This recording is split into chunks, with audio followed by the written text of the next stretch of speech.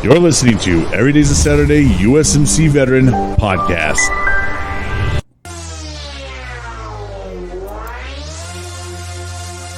Now introducing your host of Every Day's a Saturday USMC Veteran, the one-man show Brian Roof. What's going on, friends and family? Thank you so much for tuning in, and we got one heck of a show in store for you guys today. This dude is a crazy one. We got Mr. William Bonin. He is also called the Freeway Killer and the Freeway Strangler, was an American serial killer and twice paroled sex offender who raped, tortured, and murdered at least 21 young men and boys between May 1979 and June 1980. On at least 12 occasions, Bonin was helped by one of four known accomplices. He is also suspected of committing 15 other murders. Bonin became known as the Freeway Killer because most of his victims' bodies were discovered beside freeways in Southern California. All right, all right. All right, well, this guy is kind of a crazy one. And just like the last show we had with John Allen Muhammad, he had one accomplice. Mr. William Bonin had several accomplices. And this guy is one sick individual. So let's go ahead and get right into it and go right through his early years and learn about him as a kid. William George Bonin was born in Wilmington, Connecticut on January 8, 1947, the second of three sons, to Robert Leonard Bonin Sr. and Alice Dorothy Cole. Both parents were alcoholics, and his father, an ill-tempered World War II veteran who physically abused his wife and children. His mother suffered from severe mood swings and frequent a bingo parlor while her sons remained unattended. She was regarded as having a domineering and emasculating presence in Bonin's early life. January 1950, Bonin's father, a compulsive gambler, gambled away their home in Andover, Connecticut, forcing the family to reside with Bonin's maternal grandmother in Wilmington. In spite of his dysfunctional environment, Bonin and his brother were actively raised Catholic by their parents and baptized according to church doctrine. They attended St. Mary's Catholic School, where staff repeatedly made complaints of Bonin's aggression toward other students, truancy, and other misbehavior. After riding his bike into a group of young girls, Bonin was briefly placed in juvenile hall. After returning home, Bonin was reportedly more angered toward his parents than before the punishment. Until Bonin's first incarceration, the children were left with their maternal grandfather by Bonin's mother, a known child molester who had sexually abused her. She later speculated her father molested his grandsons. Bonin and Paul were also left with Robert Jr., who, having received the brunt of their father's abuse, often beat and belittled his siblings. Bonin started to commit petty crimes around town and eventually would get caught and land himself in juvenile detention. While he was serving his time, he would be molested by an adult counselor per Bonin. Following Bonin's release, he started to sexually fondle his younger brother, Paul. Paul would eventually start telling his mother about it, and she would move him and separate them and put him in a different room. All right. So as you guys can see, William Bonin's childhood was not very good at all. His father was a World War II veteran and obviously suffered probably from severe PTSD. And also his mother probably, had some issues with, her marriage with his father. And obviously they didn't work out. And, it's kind of a repetitive type of thing. We see a lot of these serial killers. They end up not having a very good childhood and end up going and living with their grandparents. Well, in this case, he goes and lives with his grandfather, who then starts to sexually molest him. Then he has other cases where he gets sexually molested. So he's exposed to a lot of molestation at a young age. And obviously that plays into a lot of what he does later on. But let's go ahead and learn more about him and his high school and military experience. Bonin attended North High School in Torrance, where he was regarded as a social outcast. Although his younger brother later recollected Bonin as an outwardly well-behaved teenager, Bonin was uncomfortable around peers.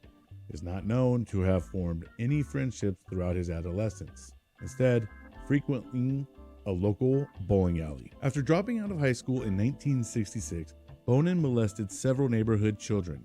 His mother reportedly refused to acknowledge these acts or his escalating antisocial behavior, but frequently worried he would be arrested. She prayed for him and warned him often, much to his frustration. Eventually, Bonin's mother evicted him from the household for undisclosed reasons. Lacking motivation and frequently borrowing money from his parents, Bonin joined the United States Air Force with his mother's encouragement in December 1966. Bonin became engaged to Linda, a decision largely determined by Bonin's mother, who felt it would quell his attraction to young boys. During his military service, Bonin completed a general equivalency diploma and served as a cook for 4 months in Alaska. Bonin was arrested for theft in October 25, 1967, but the charges were dropped due to his imminent deployment to Vietnam. Stationed in Phu Lui Base Camp, he served 5 months of active duty in the 205th Assault Support Helicopter Unit as an aerial gunner, logging over 700 hours of combat and patrol time. Bonin served nearly 3 years in the Air Force before receiving an honorable discharge on October 25, 1968 at age 21. Upon returning home, Bonin discovered that Linda, who by this stage had given birth to their son, had left him to marry another man. During Bonin's engagement, he repeatedly informed his fiancée that he suffered from recurring nightmares which involved the sexual assault and murder of a young woman. The subsequent end of their relationship reportedly left him extremely frustrated. You know what's kind of crazy with a lot of these serial killers as well is that they all did honorable service. They got out honorably. But even while they were in, they ran into some trouble with the law and were still able to maintain an honorable discharge, which I'm not quite sure.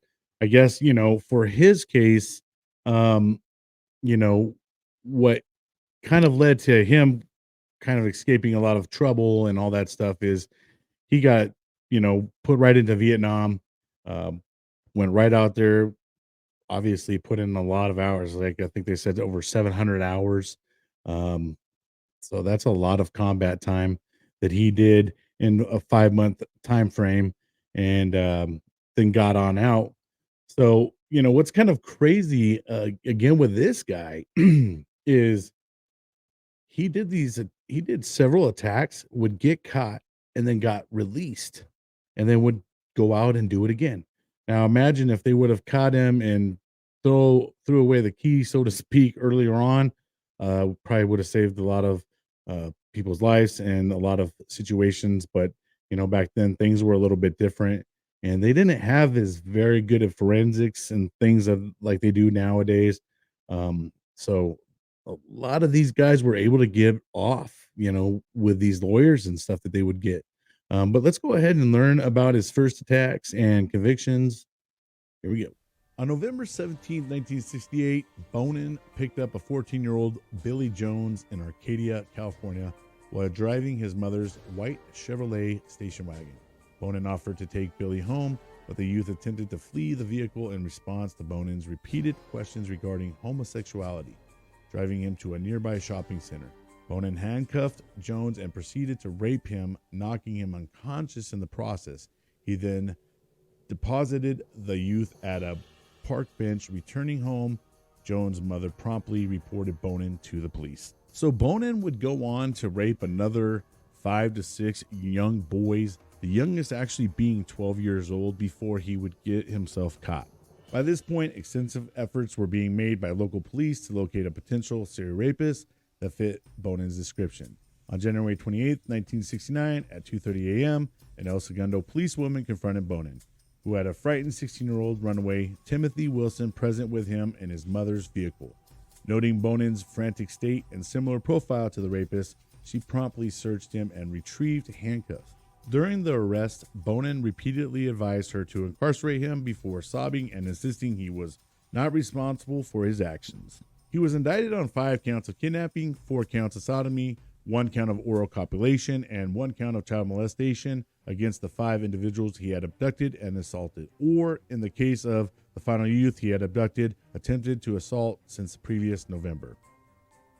In each instance, Bonin had handcuffed or otherwise restrained his victim before forcibly engaging in sodomy, oral copulation, and methods of torture, which including bludgeoning about the head with a tire iron, choking one victim until he had neared unconsciousness, and the squeezing of two of his victims' testicles. As you guys can see, one sick individual, uh, raping as young as a 12-year-old child. Um, and so how this dude was able to get out and actually be free once again and able to go out and I mean, he would go from being a rapist to killing, people. So I can't see how he was able to get out after, molesting and raping 12-year-olds and hitting them, bludgeoning with, tire iron and all that, and how he was able to get out. We'll go ahead and listen to how he was able to get out and all that stuff. So this is going to be where he's at the Alcaro State Prison. And here we go. Bonin arrived at the Atascaro State Hospital on June 17th, 1969. He was subjected to a battery of psychiatric examinations, which revealed that he possessed a higher than average IQ of 121 and displayed traits of manic depression, sexual sadism disorder, and antisocial personality disorder. Bonin regularly attended group therapy sessions while incarcerated at Atascaro. Psychiatrists noted his defensive, aggressive attitude toward other patients and refusal to acknowledge his homosexuality. On July 7, 1971, Bonin was sent to the California Medical Facility, having been declared unsuitable for further treatment due to the repeated sexual engagement with inmates, two of whom were mentally challenged, which resulted in his being beaten on several occasions in addition to alienating and irritating fellow patients. While in prison, Bonin was subject to further psychiatric examination, which dealt with hostility toward his father and older brother, further noting his sexual behaviors were compulsive in response to stress. He also sought to raise money for the family of another prisoner and reportedly applied willingly for at least one treatment program. Bonin was released from prison on June 11, 1974, after doctors concluded he was no longer a danger to the health and safety of others. July 1974, Bonin rented an apartment in Hollywood with intentions of circulating within the adult gay community, but was largely unsuccessful due to the poor social skills and relocated to his parents' new house in Downey, California. During this time, Bonin could not resist his sexual temptations and again raped two young boys and eventually would get caught once again for his actions. So as you can see, once he gets out, he goes right back to it again and gets caught relatively quick this time. So it amazes me that he even gets out again after all this. So let's go ahead and keep on listening to some more of the further offenses that happened. Bonin pleaded guilty to both charges, and on December 31st, 1975, he was sentenced to serve between 1 and 15 years imprisonment at the California Men's Facility in San Luis Obispo.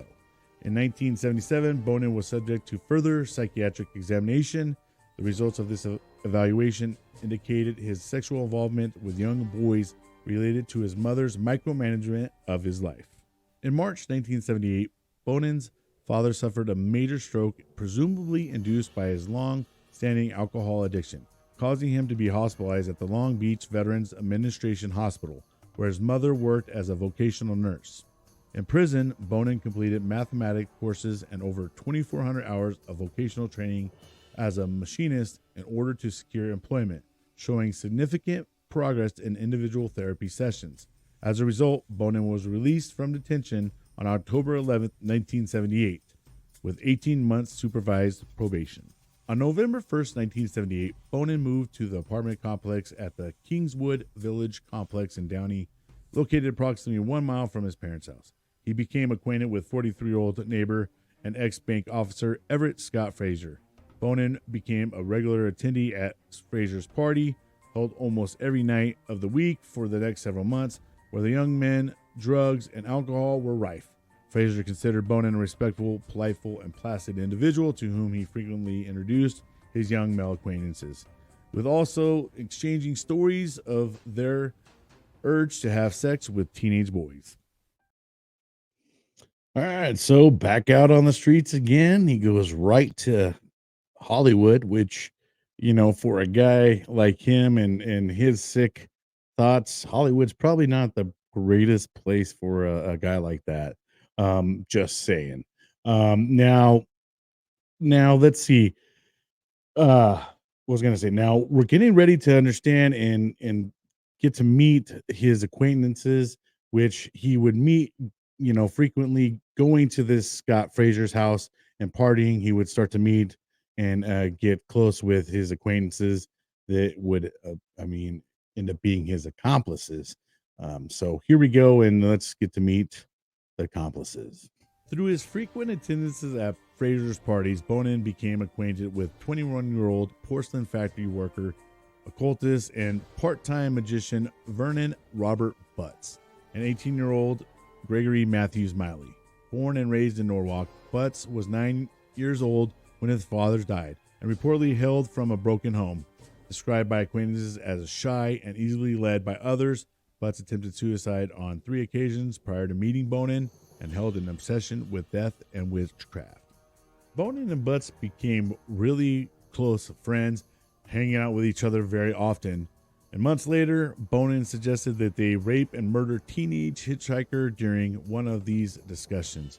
Butts was amenable to his suggestion and later freely admitted to taking great delight in watching Bonin abuse and torture his victims in the rear of his van as he, Butts, drove the vehicle. Nonetheless, Butts insisted he had primarily participated in murders out of fear of Bonin, who on one occasion had arrived at his residence unannounced after Butts had discreetly changed his address without informing him. Miley, an illiterate Texas native and high school dropout with an IQ of 56, who supported himself with casual work, also actively participated in 2 murders he accompanied Bonin upon. Raised in Lakewood, Miley's mother had a series of reportedly dysfunctional marriages and severely neglected him. Miley, who viewed Bonin as something of a father figure, often accompanied Bonin against his mother's wishes to watch movies, buy clothes, and visit restaurants in exchange for their sexual relationship. Bonin himself later confessed to a psychologist his feeling a sense of social belonging with his accomplices in murder that he had never previously experienced in any other individuals. Okay, so as you guys can see, he met his accomplices. Butts primarily was kind of the main guy who he really started getting really close with.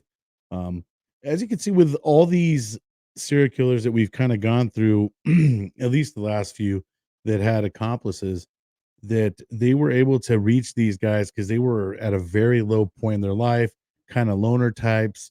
Butts, obviously, as you can see, try to commit suicide 3 separate times before he actually met Bonin. So these guys aren't exactly, you know, uh, very healthy, mentally stable people. So I think Bonin preyed on that and was able to get these guys and start committing these heinous acts with him. So he's going to go from being just a serial rapist to actually now they're actually murdering people. So here we go with his murders. Bonin usually selected male hitchhikers, schoolboys, or occasionally male prostitutes as his victims. The victims, aged 12 to 19, were predominantly Caucasian or Latino, slender, pale, long-haired youths, whom he either enticed or forced into his Ford Econoline van, where they were overpowered and bound hand and foot with a combination of handcuffs and wire or cords. They were then sexually assaulted, extensively beaten about the face, torso, head, and genitals, and tortured before typically being killed by strangulation with their own t-shirts and a tire iron while letting them fade in and out of consciousness. Although some victims were stabbed or battered to death, one victim, Darren Kendrick, was forced to drink chloral hydrate. 3 victims had ice picks driven into their ears, and another victim, Mark Shelton, died of shock from impaling. In order to minimize the chances of potential victim escaping from his vehicle, Bonin removed all inner handles from the passenger side and rear doors of his van. He also stowed ligatures, knives, pliers, wire coat hangers, and other such instruments in the vehicle to facilitate the restraining and torture of his victims. The victims were usually killed inside his van before their bodies were discarded alongside or close to various freeways in Southern California. In an apparent effort to avoid investigators connecting the crimes, Bonin often drove to various counties to discard his victims' bodies far from the site of their abduction. In a minimum of 12 of the murders, Bonin, who considered murder a group sport, was assisted by one or more of his 4 known accomplices. Scrapbooking newspaper clippings of his murders, Bonin would later hold up newspapers to accomplice Vernon Butts and acquaintance Everett Frazier and boast of which murders he had committed.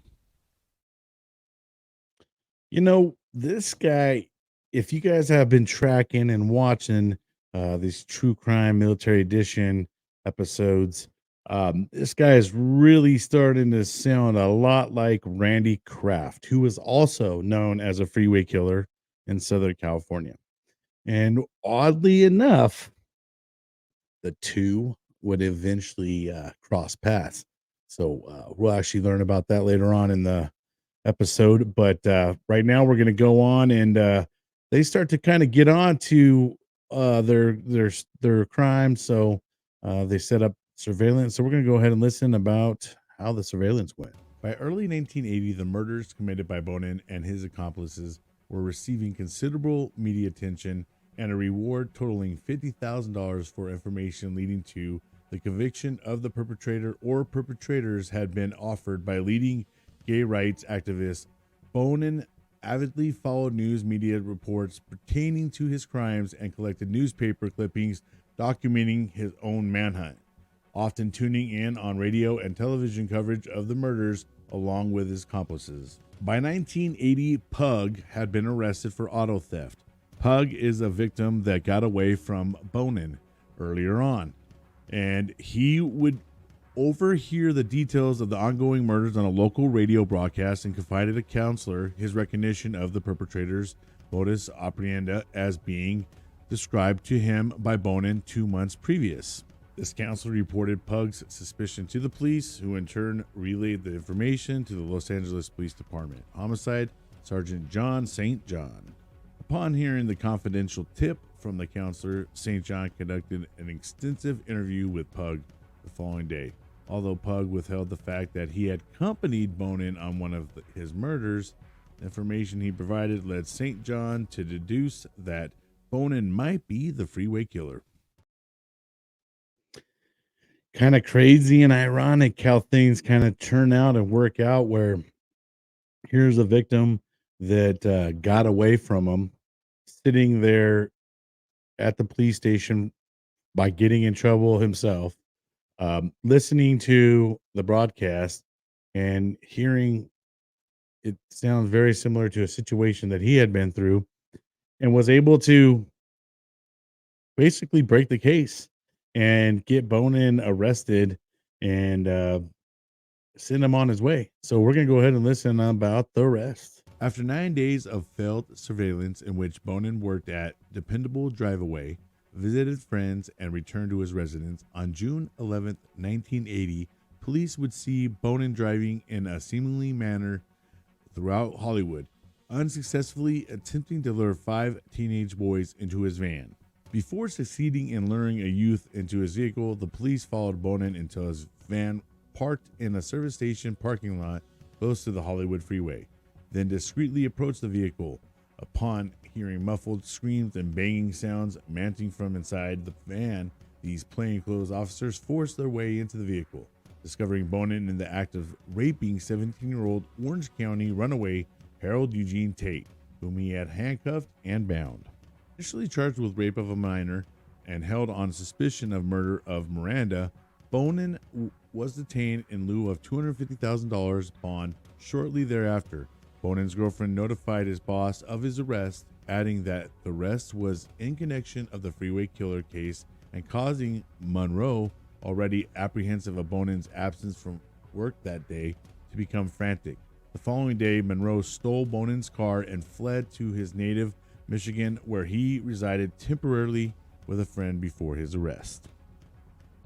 Inside Bonin's van, investigators discovered numerous artifacts attesting to his culpability in the Freeway Killer murders. These items included various restraining devices, including length of nylon cord, an assortment of knives, a tire iron, household implements such as pliers and wire coat hangers. Furthermore, a forensic examination of the interior of Bonin's van and later sections of his home revealed extensive traces of blood stains. Moreover, the inner handles from the passenger side and the rear doors of the vehicle had been removed in obvious effort to prevent victims from escaping the vehicle. All right, so William Bonin is caught red-handed. They run up on him, and he's right in the act of trying to rape and molest a 17-year-old, and they catch him. And then there's tons of evidence inside the van itself. Obviously, he removed the handles, so they were able to get him in, and he would end up confessing, because he was caught. But let's go ahead and check it out and listen into the confession. Although initially alleging his innocence in the murders, Bonin confessed his guilt to St. John after reading an impassioned letter from the mother of victim Sean King, imploring him to reveal the location of her son's body. Bonin made sure to clarify, however, that it was not to ease the mother's pain, but the knowledge that because King was buried in San Bernardino County, police would likely buy him a hamburger for lunch on an extensive trip, stating, "I was dying for a hamburger, and I knew that if I went out, the cops would have to get me a hamburger." Over the course of several evenings, Bonin confessed to abducting, raping, and killing 21 young men and boys in increasingly graphic detail. He expressed no remorse for his actions, but he did demonstrate extreme embarrassment and regret over having been caught.